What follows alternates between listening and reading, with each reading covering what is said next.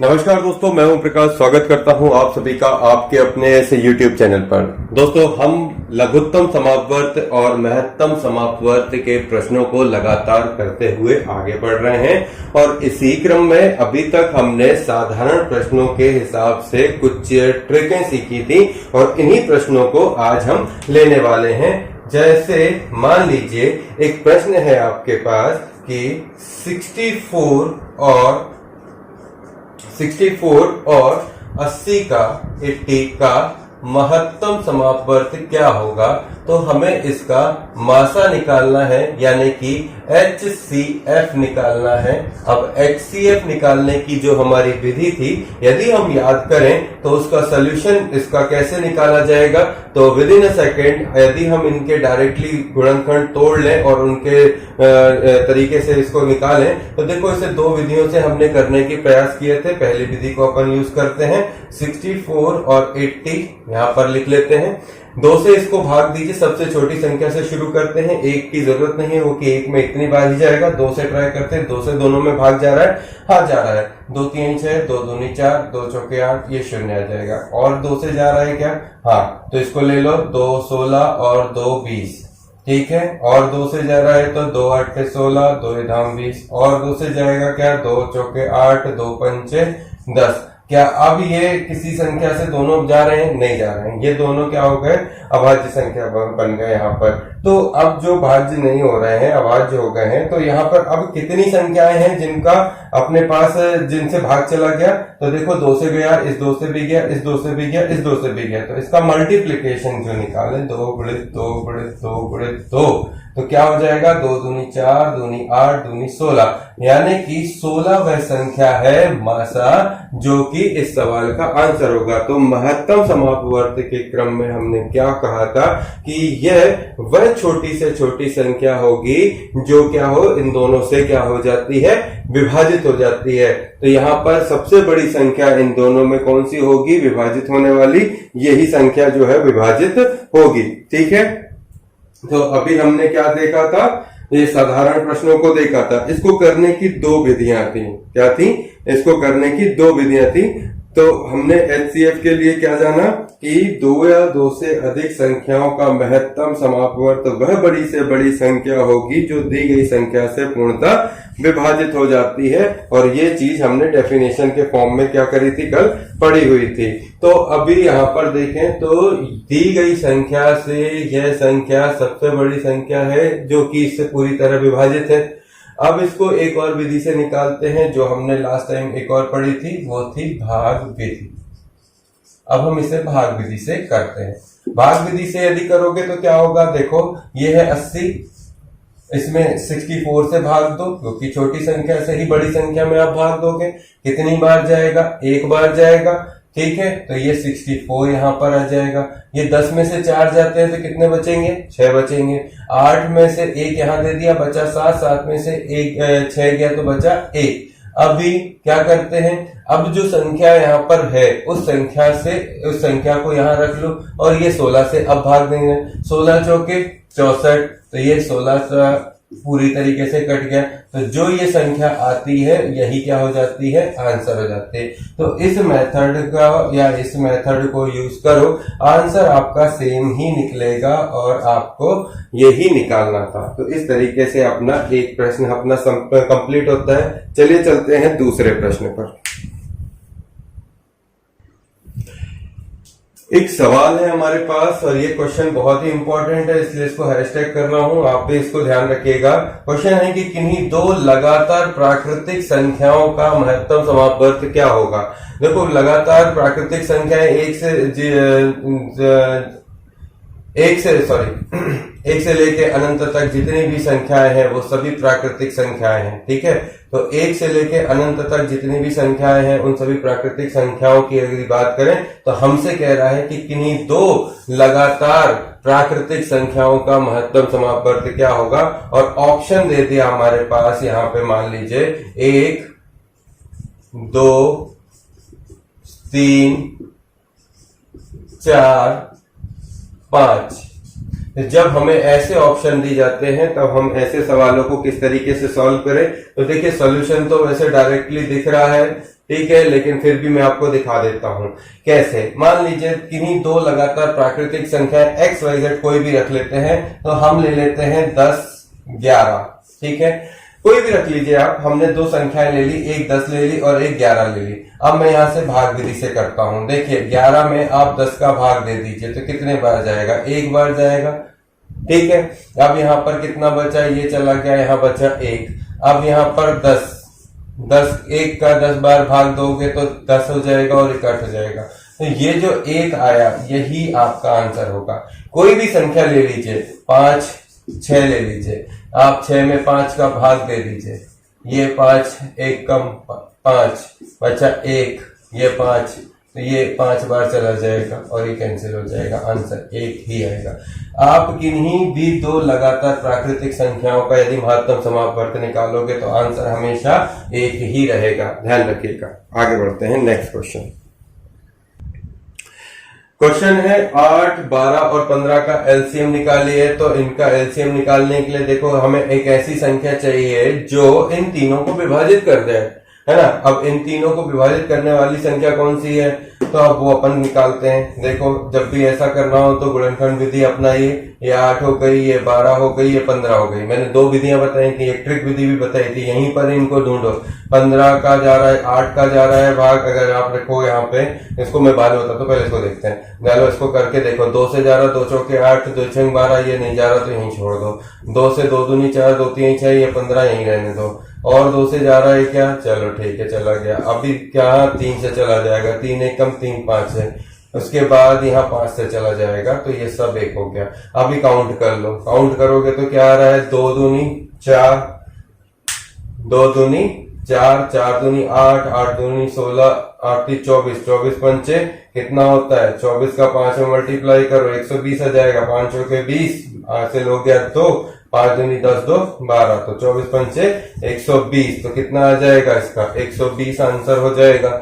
और देखो एक तरीका और बताया था मैंने, जो 8 12 और 15 इनको निकालना है तो अपन इन सब में संख्या को सबसे यहीं कहीं एलसीएम ढूंढना है। देखो मान लो अगर मैं 8 रखता हूं तो 12 से जा रहा है, नहीं जाएगा। 12 रखता हूं तो 8 से जा रहा है, नहीं जा रहा। 15 रखता हूं तो जा रहा, नहीं जा रहा। हमें एक ऐसी संख्या चाहिए जिसका भाग चला जाए इन तीनों में। तो 8 से चला जाएगा, 12 से इसमें चला जाएगा, 15 से इसमें चला जाएगा।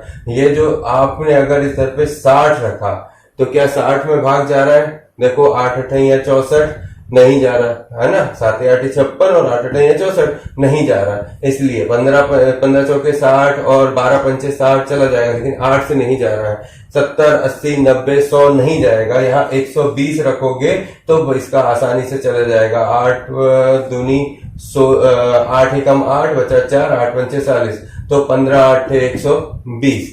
तो इस तरीके से अपन को यहीं कहीं थर्ड ट्रिक से भी ढूंढना है, क्योंकि सवालों के आंसर जो आएंगे वो ऑप्शन में आएंगे। ए 120 लिखा होगा, बी 150 लिखा होगा, सी 160 लिखा होगा और डी हो सकता है 60 लिखा हो। तो आपको ढूंढ के चलना है आंसर क्या होगा। पर ये सब चीजें बहुत आसानी से हो जाती हैं, ज्यादा परेशान नहीं करेंगे, बस क्रम को समझिए, ट्रिक को ध्यान रखिए।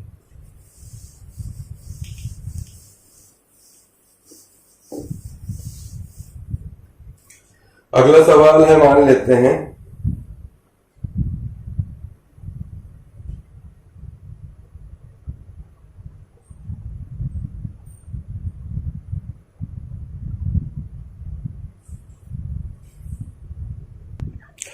देखिए ऐसे सवाल भी पूछे जाते हैं, इसलिए हमने इस तरीके का भी एक सवाल लिया हुआ है। क्वेश्चन है कि दो संख्याओं के, क्या कह रहा है, दो संख्याओं के महत्तम समापवर्त और लघुत्तम समापवर्त क्रमशः 4 और 48 हैं। यदि इनमें से एक संख्या 12 है तो दूसरी संख्या निकालनी है। तो अब जब ऐसे सवाल दिए हो तो एक बात को नोट कर लो कि हमेशा आपको एक फॉर्मूला लगाना है जो होता है LCM गुणित HCF बराबर पहली संख्या गुणित दूसरी संख्या। बस ये आपको फॉर्मूला याद रखना है और इसी फॉर्मूले पे आपको चलना है। मैं महत्तम समापवर्त और लघुत्तम समापवर्त कितना दिया है, लघुत्तम समापवर्त आपको दिया है 48, महत्तम समापवर्त आपको दिया हुआ है आपका 4 बराबर पहली संख्या दे दी है आपको 12 और दूसरी संख्या आपको निकालनी है। तो मैं इस 12 को इधर ले आऊं, कोई दिक्कत नहीं। तो मैं इसको हटा देता हूं, इस क्वेश्चन विराम को x से बना देता हूं और इधर से इस 12 को इसी के नीचे रख देता हूं। अब देखो 12 चौके 48 और 4 चौके 16, तो x बराबर दूसरी संख्या कितनी आ गई? ये x क्या है? दूसरी संख्या। तो दूसरी संख्या कितनी हो गई? 16 हो गई। और आपसे क्या पूछा था? यही पूछा था। ऐसे प्रश्नों को इस तरीके से आपको सॉल्व करना है।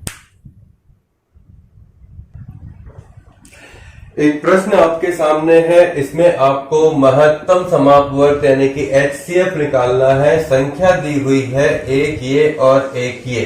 अब अगर गौर से देखो तो एक पोर्शन आपको ये दिख गया, दूसरा पोर्शन ये दिख गया है। तो यहाँ पर अगर गौर से समझें तो गुणनखंड विधि में जब आप गुणनखंड तोड़ते हो किसी संख्या के तो कुछ इस तरीके से टूटते हैं और इनको यदि आप यहाँ सामने रखें तो कुछ इस तरीके से वो निकल कर चलते हैं। तो बस यहीं पर इनको ध्यान रखना है। अब हो क्या रहा है समझें। देखिए महत्तम समापवर्त में हमें संख्या कौन सी रखनी होती है? जिसमें वो दोनों संख्या से 4 और 8 है। ठीक है, तो ये एक बार 2 मैंने लिया तो 2 दूनी 4 2 चौके 8, ये दोनों बार से भाग जाना चाहिए। यदि यहाँ पे मैंने 9 रख लिया, ठीक है, तो क्या ये तीनों संख्याओं से विभाजित हो रहा है? नहीं हो रहा है, तो मैं 2 से नहीं दूंगा। 3 से दूंगा तो ये 2 से नहीं होगा, 4 से दूंगा तो नहीं होगा। तो इसकी आंसर जो है वो क्या हो जाएगी? 1 हो जाएगी। ठीक है, ऐसे ही मतलब ये कि इन दोनों संख्याओं में पार्ट 1 और पार्ट 2 बी में ऐसी संख्या होनी चाहिए जो दोनों से मतलब दोनों में हो, मतलब दोनों संख्याओं से विभाजित हो। तो देखो 5 यहाँ पर दिख रहा है, क्या यहाँ दिख रहा है? नहीं दिख रहा है, नहीं रखेंगे। 7 यहाँ दिख रहा है, 7 यहाँ दिख रहा है, नहीं दिख रहा है, इसको भी नहीं रखेंगे। 9 यहाँ दिख रहा है और 9 यहाँ दिख रहा है, तो ये दोनों से उठा के 9 रख लो आप यहाँ पर। क्योंकि ये दोनों पार्ट में है तो दोनों से 9 से ये विभाजित है। आगे 11 देखो, 11 यहाँ भी दिख रहा है, 11 यहाँ भी दिख रहा है, तो यहाँ पर 11 भी आप रख लो। तो 11 भी यहाँ पर अपन को मिल गया कि ये संख्या 11 से विभाजित होगी। फिर 13 देखिए, 13 यहाँ भी मिल रहा है, 13 यहाँ भी मिल रहा है, तो यहाँ पर आपको एक और संख्या मिल गई 13। 17 यहाँ तो है पर यहाँ नहीं है, तो वो कैंसिल हो जाए। तो अब हमारे पास संख्या कौन सी प्राप्त हो गई? एक 9 हो गई, एक 11 हो गई, एक 13 हो गई। तो यह संख्या इस संख्या से पूर्णतः विभाजित हो रही है, तो इसका मासा क्या कहला जाएगा? इतना जो है वो निकल के आ जाएगा। तो जब ऐसे क्वेश्चन दिए होते हैं तो ऑप्शन भी ऐसे दिया होता है। और अगर संख्या में ऑप्शन हो, जैसे अगर लिखा हो 13 11 9 से मल्टीप्लाई करके, तो वो आप कर लीजिएगा, डायरेक्ट आंसर मिल जाएगा। तो यह बात आपको समझ में आई तो चैनल को सब्सक्राइब करो, लाइक करो, शेयर करो। एक सवाल अपने सामने है और इस सवाल को सॉल्व करना है। क्वेश्चन है आपका कि किसी विद्यालय के सभी छात्र पंक्ति में इस प्रकार खड़े हैं कि प्रत्येक पंक्ति में 5 9 अथवा 10 छात्र हों, तो विद्यालय में छात्रों की न्यूनतम संख्या कितनी होगी?